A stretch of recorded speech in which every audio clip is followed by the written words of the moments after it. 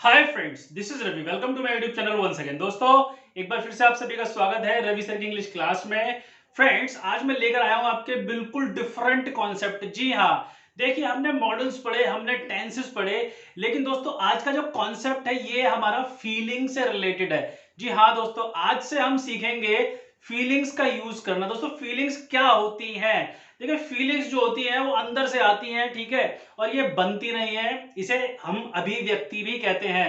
जी हाँ दोस्तों, तो आज से हम स्टार्ट करेंगे आपकी फीलिंग्स को स्टडी करना और इसको इंग्लिश में यूज करना। So friends, before we start our class, जिन लोगों ने मेरे चैनल को अभी तक सब्सक्राइब नहीं किया है वो जल्दी से मेरी वीडियो के नीचे वाला रेड कलर का बटन दबाकर चैनल को सब्सक्राइब कर लो। और दोस्तों, साथ वाले घंटी के बटन को भी दबा देना, जिससे कि उनको आने वाली मेरी फ्यूचर वीडियोस की नोटिफिकेशन मिलती रहे। और दोस्तों, मेरी वीडियोस को लाइक, कमेंट और शेयर करना ना भूलें अगर वीडियो अच्छा लगे तो दोस्तों, आज मैं आपको दो फीलिंग्स पढ़ाने वाला हूं जो इंग्लिश में बहुत ज्यादा यूज होती हैं। और मतलब इनको यूज करना बहुत ही आसान है। आप इसको चुटकियों में यूज कर लोगे। तो चलिए फ्रेंड्स, स्टार्ट करते हैं हमारा आज का ये वीडियो। और दोस्तों, वीडियो को एंड तक देखना, क्योंकि इसमें फीलिंग्स की बात हो रही है। जी हाँ, फीलिंग्स की। तो आ जाइए मेरे पीछे वाले बोर्ड पर। दोस्तों, कॉन्सेप्ट हमारा फीलिंग्स का है। आज मैं आपको दो फीलिंग्स पढ़ाने वाला हूं। फर्स्ट फीलिंग है हमारी डिजायर और सेकंड फीलिंग है हमारी नेसेसिटी। तो नेसेसिटी के बारे में हमने अपने मॉडल्स में पढ़ा था कि हम मस्ट यूज करते हैं, लेकिन दोस्तों फीलिंग का कॉन्सेप्ट बिल्कुल ही डिफरेंट है। अच्छा, अब दोस्तों, डिजायर में और नेसेसिटी में मतलब क्या अंतर है? देखिए, इच्छा जो होती है इंसान के अंदर कभी भी उत्पन्न हो सकती है, किसी भी कंडीशन में। लेकिन जो जरूरत होती है वो सिर्फ और सिर्फ जरूरत के समय ही पड़ेगी आपको। मतलब अगर आपको लगता है कि किसी समय आपको कुछ चाहिए, तो हम वहां पर जरूरत की फीलिंग को यूज करते हैं। अब यूज कैसे करते हैं? तो देखिए, जैसे कि यहां पर लिखा हुआ है, I want and I need. जी हाँ, जब भी बात आती है इच्छा बताने की तो हम यूज करते हैं आई वॉन्ट, और जब भी बात आती है जरूरत बताने की तो हम इंग्लिश में यूज करते हैं आई नीड। ये दोनों ऐसी फीलिंग है जो आपने सुनी भी होंगी, ठीक है, और आप इसको अच्छी तरह आज यूज करना भी सीख जाओगे। तो चलिए कंटिन्यू करते हैं। जैसे कि आप देख रहे हो, आई वॉन्ट डैश और I need dash. I want an iPhone. जी हाँ, आई वॉन्ट एन आईफोन, ये मेरी इच्छा है, मेरा मन कर रहा है कि मेरे पास आईफोन हो। और दूसरा सेंटेंस है, आई नीड अ फोन, मतलब जरूरत। ये सिर्फ और सिर्फ मेरी जरूरत है, मेरे पास अभी कोई फोन नहीं है और मुझे एक फोन की अर्जेंट रिक्वायरमेंट है, तो हम बोलते हैं आई नीड अ फोन। अब चाहे वो कोई सा भी फोन हो, लेकिन इच्छा तो मेरी आईफोन की है। तो फ्रेंड्स, ये डिफरेंस होता है नेसेसिटी और डिजायर के बीच में, मतलब जरूरत और इच्छा के बीच में। अच्छा दोस्तों, बहुत सारे काम ऐसे होते हैं जो हमारा करने का मन करता है या हम करना चाहते हैं। अब उसको बताना कैसे इंग्लिश में, तो चलिए शुरू करते हैं आगे का प्रोसेस। जैसे कि आप देख रहे हो, किसी भी काम को करने की जब भी आपकी इच्छा हो तो उसको बताने का सिंपल सा सेंटेंस है, आई वॉन्ट टू एक्शन। जी हाँ, आई वॉन्ट टू एक्शन। और जब भी आपको लगता है कि किसी काम को करने की आपको जरूरत है, आपको लगता है कि भैया ये काम मैं जरूर करूं, तो उसको बताने का तरीका है I need to action. For example, I want to speak English.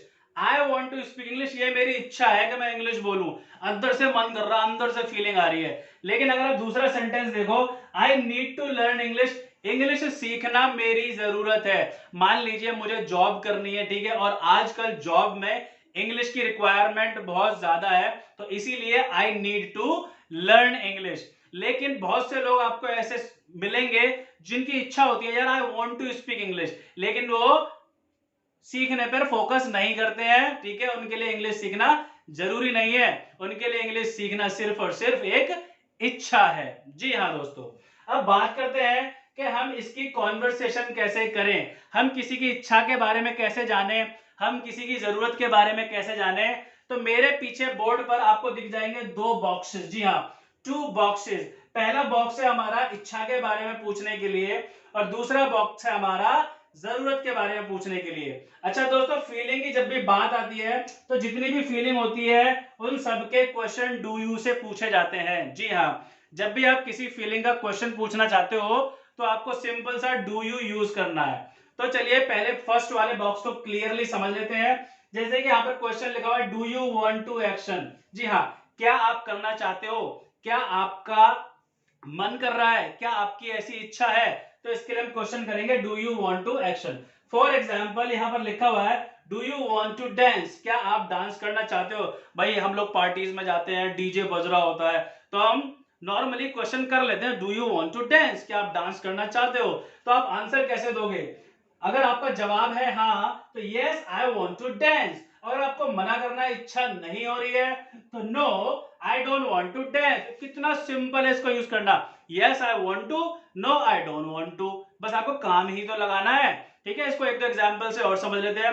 भाई do you want to speak English, क्या आप इंग्लिश बोलना चाहते हो? तो आप या तो बोलोगे yes I want to speak English, या फिर आप मना कर दोगे no I don't want to speak English. भाई do you want to go abroad, abroad बोलते हैं विदेश को, भाई क्या आपकी इच्छा है विदेश जाने की? Do you want to go abroad? तो अगर आपका आंसर है यस तो आप बोलोगे yes I want to go abroad, और अगर आपका जवाब है नो तो आप बोलोगे no I don't want to go abroad. नहीं है भैया, मेरी इच्छा विदेश जाने की नहीं है। तो दोस्तों कितना सिंपल। चलिए मैं आपसे दो चार क्वेश्चन करता हूं, आप कमेंट बॉक्स में मुझे उनका आंसर जरूर देना। Do you want to dance, do you want to play cricket, do you want to speak English, do you want to drive car, do you want to purchase a car, do you want to buy a diamond ring. तो ये कुछ question थे, इनके answer मुझे comment box में जरूर दीजिएगा। अब दोस्तों बात करते हैं हमारे सेकंड बॉक्स की। सेकंड बॉक्स है हमारा जरूरत के लिए।